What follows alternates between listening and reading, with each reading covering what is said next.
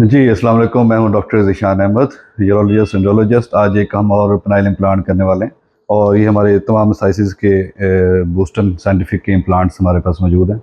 और इसमें सबसे अहम चीज़ जो होती है वो साइज़िंग होती है कि साइज़ ऊपर-नीचे ना हो, उसकी विड्थ कम ना हो पेशेंट की और लेंथ कम ना हो, जिसकी वजह से सबसे ज़्यादा जो नए सर्जन्स हैं, उनमें ये मसला आता है। इसलिए ये काम तजर्बाकार सर्जन से ही करवाना चाहिए। और आज हमारे पेशेंट हैं, वो 60 ईयर डायबिटिक पेशेंट है और उनको सेकंड मैरिज है, जिसकी वजह से पेनाइल इम्प्लांट कर रहे हैं इनका।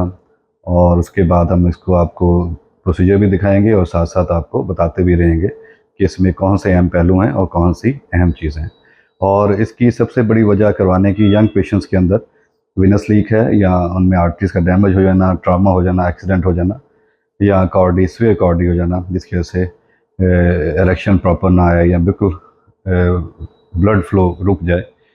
और ऐसे पेशेंट जिनके अंदर शुगर हो, ब्लड प्रेशर हो, एज के साथ उनकी आर्टरीज डैमेज हो जाएं और ब्लड फ्लो ना आए, या जिनके टिश्यू डैमेज हो जाएं, या जिनमें ऐसे यंग पेशेंट जिनमें प्रेपरिज्म हो गया हो, परसिस्टेंट इरेक्शन हो गई हो मेडिसिन के यूज़ से या किसी नशावर चीज़ से, ऐसे पेशेंट्स के अंदर 4 घंटे से ज़्यादा अगर इरेक्शन रह जाए तो जो पीनस है मुस्तकिल इम्पोर्टेंट हो जाता है, जिसकी वजह से ये प्रोसीजर किए जाते हैं।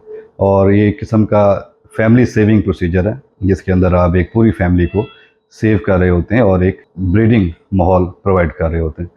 और आज की वीडियो देखने का शुक्रिया और बाकी प्रोसीजर हम आपको साथ साथ दिखाते रहेंगे। Thank you so much.